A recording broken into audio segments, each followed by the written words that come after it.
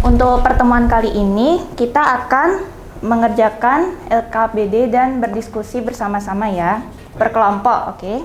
Karena di pertemuan sebelumnya kita sudah mempelajari konsentrasi zat, sekarang kita akan mempelajari lagi, tapi lebih mendalam ya teman-teman. Jadi apa sih penerapannya kalau di lingkungan kita gitu. Jadi ini Ibu bagi kelompok, di sini kelompok 1, di sini kelompok 2 ya. Ini kertasnya. Nah, di sini judulnya yaitu sungai yang tak lagi jernih. Jadi kalian analisis dulu nih masalah ceritanya bagaimana, lalu tuliskan masalahnya, kemudian tujuan. Lalu tuliskan juga akibat dari pencemaran sungai ini bagi manusia dan lingkungan apa dan cara penanggulangannya. Oke, boleh dimulai diskusinya. Kalau ada yang ingin ditanyakan boleh tanya saja ya.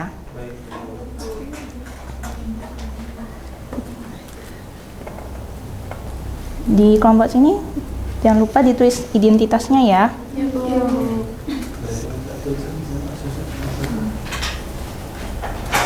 Berarti masalahnya apa sungai ini? Nah, masalahnya ini nenek ingin mencuci baju di sungai, benar kan? Iya. Tapi sungainya itu kotor. Nah, menurut kalian nih gimana nih? Berarti air sungainya kotor. Ya. Air sungainya kotor.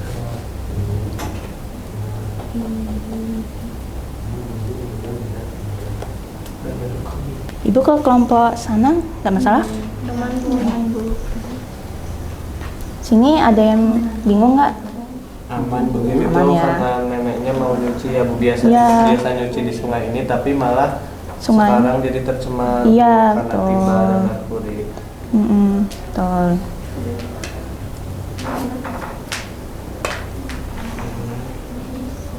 Terus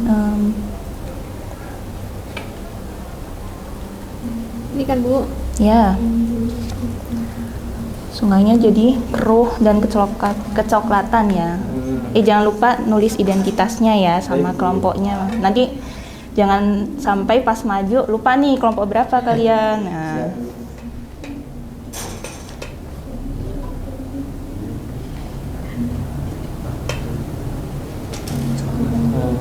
Oke, Ibu ke kelompok sebelah, aman? Oke.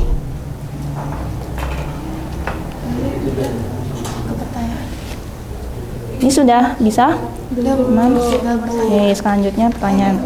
Nah, di sini ada sudah? Oh. Bener belum Bu? Coba ya, cek.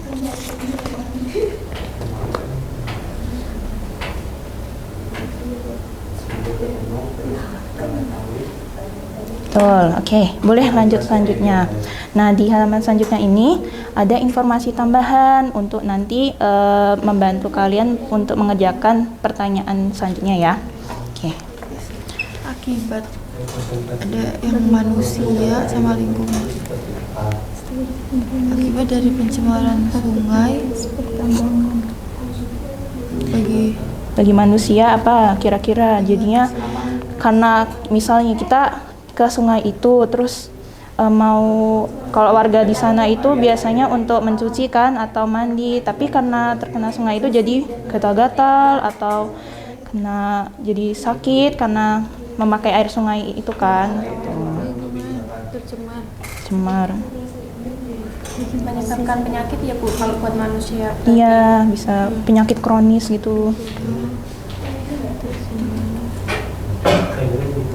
Menyebabkan penyakit. Ya. gatal-gatal Bu. Iya, gatal-gatal. Betul. Airnya nggak bersih ya. Iya. Karena ternyata setelah ditelusuri ada pertambangan di dekat sungai itu. Jadi kandungan logam di sungai itu jadi lebih tinggi daripada sungai yang biasanya.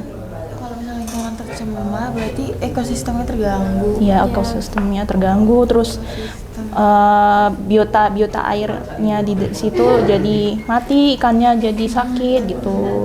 Jadi juga nggak aman buat dikonsumsi gitu. Sudah aman?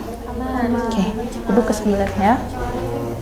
Air menjadi kandungan. Kalau bagi manusia atau bagi lingkungan, Air bagi menjadi Akibatnya bagi bagi manusia manusia itu kan apa ini? tidak aman. Bagi Tidak manusia aman. itu tidak aman untuk digunakan, untuk minum, untuk mandi, untuk mencuci pakaian. Ya kan Bu ya gitu ya. Betul. Dan mau tulis makan. Mencuci motor, mencuci. Dek Latif biasanya suka mandi di sungai nggak? Iya Bu, dulu Bu. Oh iya. Iya. Berarti cuci motor juga di sungai? Dulu belum punya motor. Belum ya, toh. Ya, ya, ya. Sekarang semuanya nggak ada Bu. Terus juga ini nih, kalau kita menggunakan air di sungai itu kita bisa jadi tubuh kita jadi gatal-gatal, terus bisa menyebabkan penyakit kronis juga gitu. Karena ternyata di sungai itu ini ada pertambangan di dekat sungai itu. Jadi kandungan logam beratnya itu lebih tinggi daripada biasanya.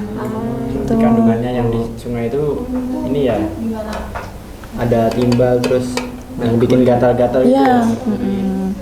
Berarti kalau mau bangun pertambangan nggak boleh dekat sungai ya Bu? Iya sebaiknya gitu, dan juga harusnya ada peraturannya lah, harusnya ada tahu bagaimana kalau misalnya resikonya kalau udah di pinggir sungai itu ada pertambangan, berarti dia harusnya ini cara menanggulanginya. Mungkin sungainya harusnya disaring airnya Dikelola dulu. dia dikelola dulu. Limbahnya ya, Bu, Iya, limbahnya dikelola dulu sebelum dibuang ke sungai gitu. Jadi sungainya nggak ikut tercemari. Gitu. Sudah. Kita suruh ngitung ininya apa Bu? Iya, itu nanti di selanjutnya. Jadi ini informasi di sini dulu ya. Kalau menanggulanginya berarti Mengelola sebelum dibuang. Sebelum dibuang ke sungai. Berarti boleh Bu kalau udah dikelola dibuang ke sungai.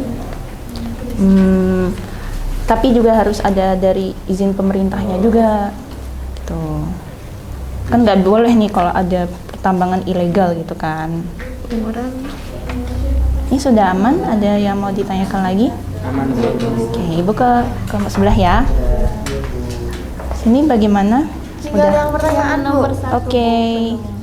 Setelah kalian menemukan cara menanggulangi diskusi, apa yang dimaksud dengan konsentrasi zat dalam satuan ppm? Nah, kan di pertemuan sebelumnya sudah belajar nih tentang konsentrasi zat dan termasuk ppm ya. Jadi ppm itu kan satuan per 1 juta ya. Nah, itu coba kalian tuliskan yang kalian masih ingat-ingat dari yang kemarin tuh.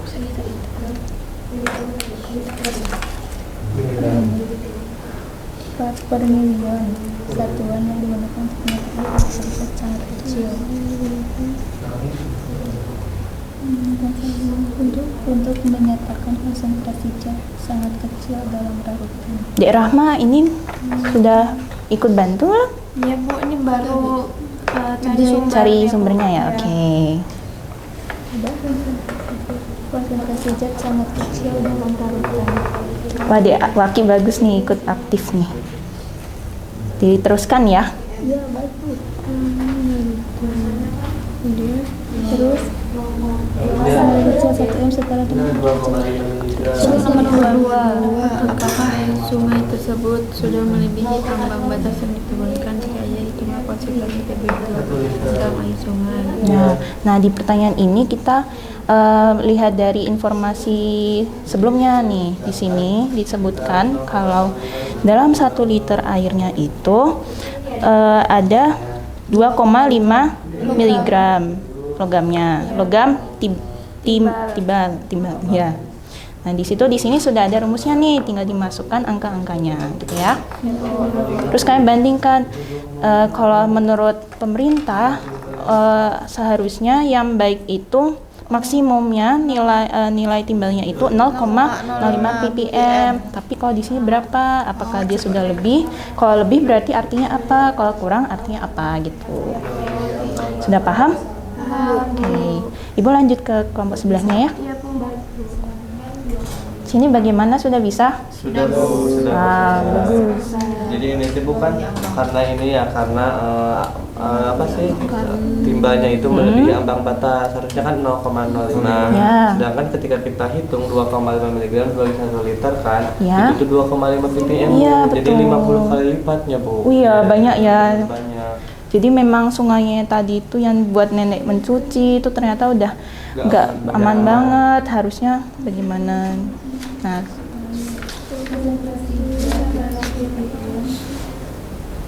Dek Farah sudah bisa? Sudah Bantu nggak kamu ayo. Bantu tadi mau ini karena gas. Mencari sumber. Oh bagus, Lagi oke. contohnya.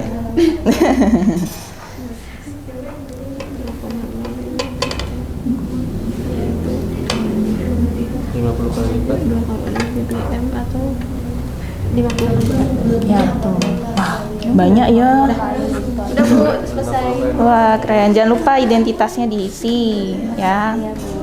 Sudah aman berarti ya, Ibu coba lihat kelompok sebelah lagi ya. Ini sudah selesai atau belum? Sebentar Bu. Oke. Lebih ambang batas. Batas. Nah.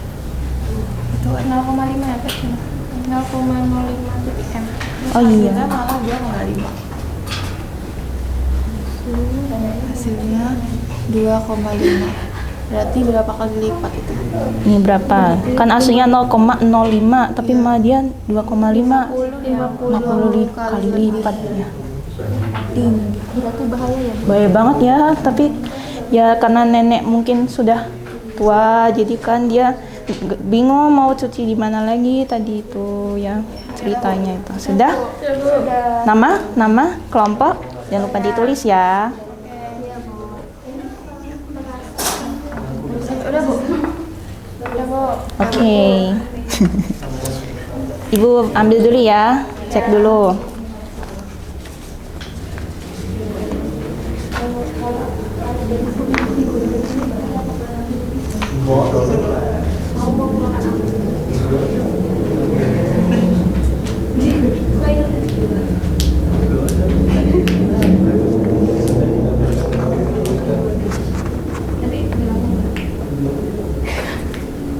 Ibu coba cek ke kelompok sebelah dulu ya.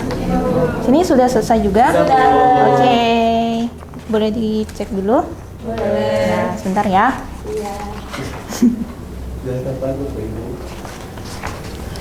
Hmm.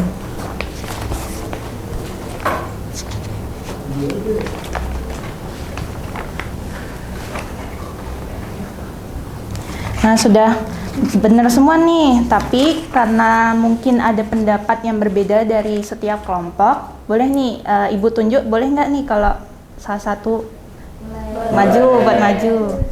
Oke, boleh dari kelompok 1 mungkin, siapa nih yang mau? Boleh di Ima. Oke. Beri aplaus dong kalau untuk Ima yang sudah mau maju. Jadi di sini masalahnya sungai yang tak jernih lagi.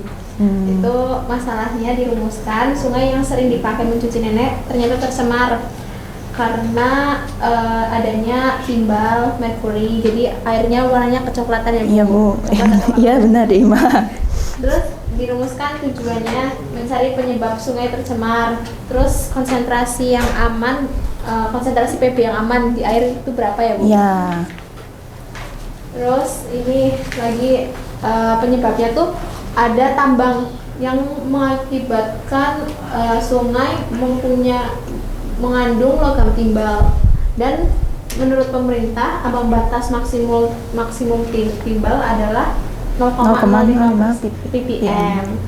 Terus di sini kita mengidentifikasi akibat dari pencemaran sungai tersebut. Akibatnya menurut kami bagi manusia nggak aman untuk diminum, terus juga mencuci pakaian ya, terus untuk mandi juga nggak aman. Terus bagi lingkungan sendiri pastinya ekosistem sungai dapat rusak, ikan-ikan pada mati, terus tumbuhan-tumbuhan di sekitar juga mati. Ya, Menurut betul. kelompok kami cara menanggulanginya ya dengan mengolah limbah terlebih dahulu sebelum dibuang ke sungai. Terus juga ini mengetatkan izin pengelolaan tambang gitu Bu. Oh, Jadi iya. nggak banyak tambang yang berdiri. Betul. Kalau ini Ibu izin menambahkan ya dari kelompok sebelah, kalau menurut mereka bagi manusia itu akibat dari pencemaran sungai itu bisa menyebabkan penyakit seperti gatal-gatal atau penyakit kronis, terus airnya juga tidak bersih ya. Terus untuk lingkungannya tadi sama sih, sama kayak kelompok 1 bisa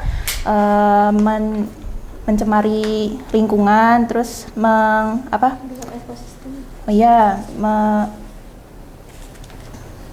menyulitkan ekosistemnya gitu. Oke, boleh lanjut?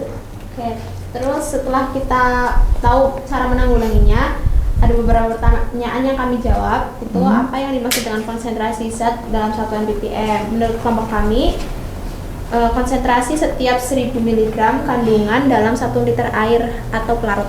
Ya, betul. Terus untuk yang kedua, apakah air sungai tersebut sudah melebihi ambang batas yang diperbolehkan? Jika iya, hitunglah konsentrasi Pb dalam air sungai dalam satuan ppm. Ini kami menggunakan rumus ppm, massa, volume. Terus di sini juga udah diketahui massa dari Timbalnya 2,5 mg. Terus dalam 1 liter air sungai 1 liter, jadi 2,5 mg dibagi 1 liter sama dengan 2,5 mg per liter atau ppm. Menurut kelompok kami ini sudah melebihi ambang batas ya, karena ambang batas itu 0,0 5. Betul, nggak apa-apa. 0,50 ppm. Ya.